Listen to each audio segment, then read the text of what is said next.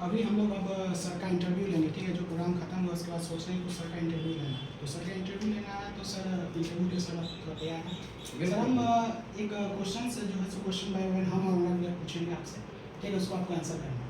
तो पहला क्वेश्चन हम पूछ रहे हैं सर आपसे, क्या सर आप शुरू से ही क्या एक शिक्षक बनना चाहते थे या कुछ और, परंतु जब आज वर्तमान में आप एक शिक्षक हैं तो क्या आप इस पेशा से आप संतुष्ट हैं?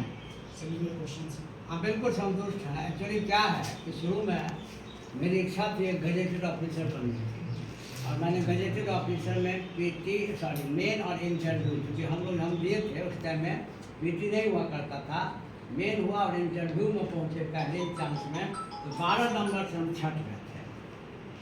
उसके बाद से मेरा यूजीसी हो गया, मैं लेक्चरशिप में आ गया।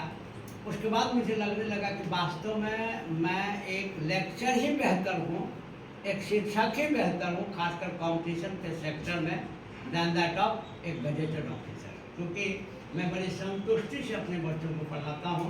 इसीलिए मेरा फीलिंग है कि मुझे जो बनना चाहिए था, जिसके लिए नेचर ने मुझे बनाया था, मैं वो बन गया। हमारा सवाल, दूसरा सवाल जो हमारे लाइफ में पूछेंगे आपसे। सर आप अपने लाइफ में कोई भी वो 2 घटनाएं बताइए जो आपने अपना विद्यार्थी जीवन से लेके अपने ऑक्यूपेशन में आने तक उसको फील किए हों, और वो आप अपने विद्यार्थी को बताना चाहते हो कि इन 2 घटनाओं को ऐसे बताइए। देखिए, मैंने सबसे पहले तो मैं जब यूजीसी किया तो उसके बाद मेरे जीवन में एक बड़ा सुखद अनुभव आया। यूजीसी करने के बाद मैंने जब लेक्चरशिप में ज्वाइन किया तो वहाँ से मैंने जब पढ़ाना शुरू किया, एक बड़ी ज़बरदस्त आत्मसंतुष्टि मुझे हुई। ये मेरे जीवन की एक बहुत पहली सुखद घटना थी। और दूसरी घटना कि मेरा एक विद्यार्थी था जिसका नाम अशोक है, जो जिसका एज लगभग एक्सपायर हो चुका था, और उसने एज एक्सपायर होने से पहले एक रेलवे की वैकेंसी भर दी। पहले रेलवे के एग्जाम बहुत लेट होता था। तो उस बच्चे को वो काफ़ी परेशान हो गया था, परिवार वगैरह बहुत सपोर्ट नहीं करता था, वो बच्चा काफ़ी परेशान था। तो वो जब मेरे पास आया तो मैंने कहा कि आप पढ़ाई कीजिए, मैं आपको हर तरह से संरक्षण दूंगा। और उसने कहा कि चलिए मेरे करियर का लास्ट चांस है, इसीलिए मैं आपके पास आ गया हूँ। और मैंने उसको ऐसा संरक्षण दिया और इतना मेहनत किया कि now he is railway driver. तो मुझे जीवन में काफ़ी संतुष्टि मिली। और एक चीज़ और बता दूँ, वैसे तो मेरे बहुत सारे विद्यार्थी गजेटेड हैं, लेकिन एक ऐसी गजेटेड जिसका नाम मैं हर समय आप लोगों के सामने लेता हूँ, वो माला है। मैं बराबर इस बात को हर बच्चों को बताऊँ, काफ़ी वो इंस्पायरेशन माने इंस्पायरेबल वो कैंडिडेट है, माने जिसको कहते हैं जुझारू होना और हर फेलियरिटी से कुछ नई चीज़ को सीखना। ये मैंने उसमें देखा माला में। तो उस पर मैंने जो मेहनत किया और वो जो सफलता ले आई, इससे मैं काफ़ी इंस्पायर्ड रहता हूँ। और मैं हर बच्चों को इस बात का इंस्पायरेशन देता हूँ, अगर आपका विल पावर स्ट्रॉन्ग है तो आप जीवन में कोई भी सफलता प्राप्त कर सकते हैं। सर मेरा सवाल आपसे तीसरा ये है कि सर आप जब क्लास में पढ़ाते हैं तो आपको सबसे ज़्यादा गुस्सा और सबसे ज़्यादा प्रेम कब आता है? देखिए, मुझे सबसे ज़्यादा गुस्सा तब आता है जब मेरी पढ़ाई गई बात को बच्चे सहजता से उसको व्यक्त नहीं कर पाते हैं, जो बड़ी सहजता से व्यक्त होना चाहिए। तो मुझे क्रोध आता है। और मुझे प्रसन्नता तब होती है जब बच्चे हमारी पढ़ाई गई बात को हमसे भी बेहतर ढंग से व्यक्त कर देते हैं, तो मुझे काफ़ी अच्छा लगता है।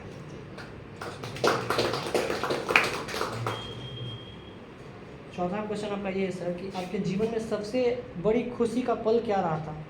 ये आपका व्यक्तिगत जीवन में भी और आपके वैवाहिक जीवन में भी। हाँ, मेरे व्यक्तिगत जीवन में भी और वैवाहिक जीवन में भी सबसे बड़ी प्रसन्नता मुझे इस बात से मिली, मुझे इस प्रकार की धर्मपत्नी भगवान ने दिया, जिसको वास्तव में जीवन संगनी कहा जाता है और जिसको धर्मपत्नी कहा जाता है। वास्तव में मुझे भगवान ने एक धर्मपत्नी दिया।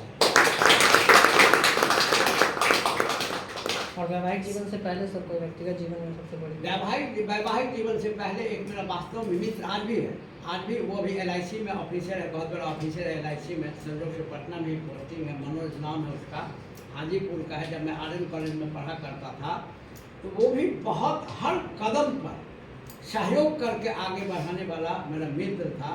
इसीलिए मैं अपने वैवाहिक जीवन से पूर्व अगर कोई बड़ी उपलब्धि मानता हूँ तो मनोज नामक एक मित्र की उपलब्धि मानता हूँ।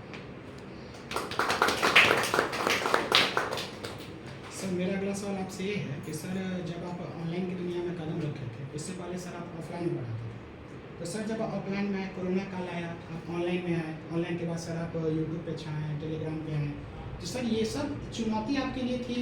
ये तो सर चुनौती ही थी आपकी, क्योंकि सर आप एकदम ऑनलाइन दुनिया में आप कभी आए नहीं थे, तो सर इस समस्या को आपने कैसे समाधान किया सर?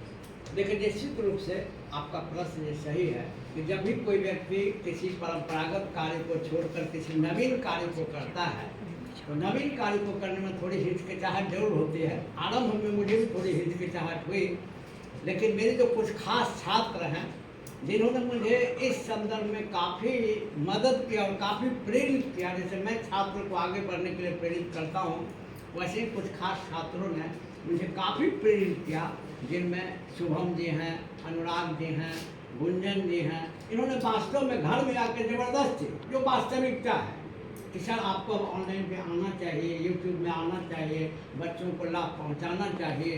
तो मैं उसके बाद जब आया तो वास्तव में मुझे खुद ही इस कार्य से लगाव हो गया और आज मैं अच्छे ढंग से इस कार्य को कर रहा हूँ। सर मेरा अंतिम सवाल है सर आपसे कि सर आपका सबसे पसंदीदा गाना कौन सा है सर? और हम सभी विद्यार्थी सर आपसे ये गाना सुनना भी चाहते हैं सर। देखिए, अब तो मैं गाना नहीं गा पाता हूँ, बीमार पड़ने के बाद से मैं बहुत ज़्यादा गाना नहीं गा पाता हूँ। गाना का तो मैं शौकीन रहा ही हूँ, मैं काफ़ी गाता था पहले, अभी नहीं गा पाता हूँ। लेकिन फिर भी जो गाना मुझे बहुत अच्छा लगता है और ये भी गाना मेरी धर्मपत्नी के लिए ही है, तो मैं एक लाइन आपको सुनाता हूँ कि जब कोई बात बिगड़ जाए, कोई मुश्किल पड़ जाए, तुम देना साथ मेरा नवाज। न कोई है न कोई था जिंदगी में तुम्हारे सिवा, तुम देना साथ मेरा नवाज। ये चीज़ है। एक और बात इसमें इस गाना से एक और मतलब होता है कि सर के जो स्टूडेंट हैं, बच्चे हैं, वो सर के बीमारी के साथ में ऐसे साथ भी है।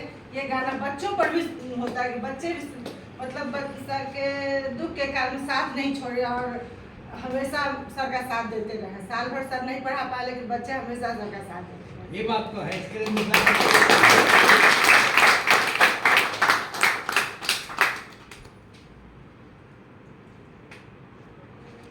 सर एक क्वेश्चन है, एक लास्ट क्वेश्चन आपसे पूछेंगे।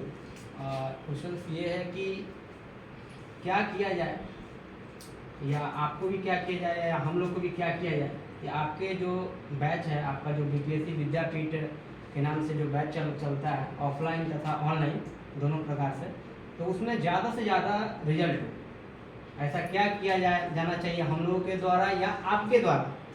अगर रिजल्ट नहीं हो रहा है तो या नहीं तो हमारे में कमी है या नहीं तो हमारे टीचर में कमी है, ये होता है, दो चीज़ निकलता है एक्चुअली। तो ऐसा क्या किया जाना चाहिए? ऐसा है कि देखिए, हमारे बैच में जैसे कि आप लोग तो हर समय हम तो 25 साल से पढ़ा रहे हैं, बैच में बच्चे आए हैं और जॉब सबको मिला है देर से। इसमें सबसे बड़ी चीज़ क्या होती है कि शिक्षक तो सबको समान स्तर पर पढ़ा देते हैं, आप सेल्फ लेवल पे कितना प्रैक्टिस करते हैं और कितना विल पावर आपका स्ट्रॉन्ग है, ये सबसे बड़ा राज है सफलता का।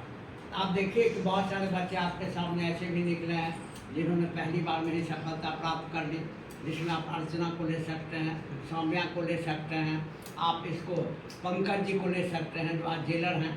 तो बड़े बड़े गजेटेड ऑफिसर ऐसे भी आप ही के सामने पढ़ के, आप लोगों के सामने पढ़ के निकले हैं जिन्होंने पहली बार में ही सफलता प्राप्त की है। और कुछ ऐसे भी बच्चे हैं जिनको 2 बार लगा, लेकिन सफलता सबको मिली है। मेरा ये नसीहत है, मेरा मानना है कि आप धैर्य रख करके और नियमित रूप से, सबसे बड़ी चीज़ जो है वो है कि कंटिन्यूटी नहीं टूटनी चाहिए आपकी। तो कंटिन्यूटी अगर नहीं टूटती है और लगातार आप अपने कार्य में लगे रहते हैं तो निश्चित रूप से ज़्यादा से ज़्यादा रिजल्ट आएगा। और आप सभी के सामने, ये मैं किसी दूसरे के सामने नहीं कहता, लेकिन आप सभी हमारे छात्र छात्रा हैं और आप उदाहरण देख लीजिए कि बिहार में कोई भी रिजल्ट आए, कोई न कोई हमारे छात्र उसमें जरूर सफलता प्राप्त कर लेते हैं। और हमारे एक एक छात्र जुझारू हैं और लगातार वो सफलता प्राप्त कर रहे हैं। एक और क्वेश्चन है सर, हमारे मन में ये है कि सर कभी कभी होता है ये, कभी कभी क्या अधिकतर छात्र या छात्राएं के साथ होता है ये चीज़ की पढ़ाई तो एक लंबा सा प्रोसेस है, उस दरमियान में घर का जो बोझ है उसके कारण जो है कहीं कोई दूसरा काम करना पड़ता है, तो दूसरा काम करने से साथ साथ पढ़ाई जो है कैसे इस चीज़ को हैंडल किया जाए और कैसे क्या किया जाए, इस पर एक बहुत अच्छा सवाल है आपका, बहुत ही अच्छा सवाल है। देखिए, एक व्यक्ति एक जीवन में, अपने जीवन में कई भूमिका में होता है। आप मुझे ले लें, मैं एक शिक्षक भी हूँ, मैं एक पति भी हूँ, मैं एक बेटा भी हूँ, मैं एक बाप भी हूँ, मैं एक भाई भी हूँ। तो एक व्यक्ति अपने जीवन में कई भूमिका में होता है और सफल वही होता है जो अपनी भूमिका के बीच संतुलन बनाता है। आप हमारे सभी बच्चे उदाहरण हैं, मैं सभी बच्चों को कहता हूँ कि आप घर का काम करते हुए ही, चूँकि वो भी आप ही की भूमिका है, आप उसको करते हुए सफलता प्राप्त करें तो ये सफलता ज़्यादा संतुष्टिदायक है। और हमारे जो भी बच्चे, आप देख लीजिए आपके सामने उदाहरण है, जितने भी बच्चे आप लोगों के सामने जो आप नए जनरेशन हैं सफल हुए हैं, सभी अपने हर भूमिका को निभाते हुए ही सफल हुए हैं। और सफल होने का सबसे बड़ा राज है कि अगर आप सभी भूमिका के बीच संतुलन बैठा लेते हैं, आप केवल नौकरी में ही नहीं सफल हैं, आप एक जीवन में भी सफल रहते हैं। ठीक है, थैंक यू।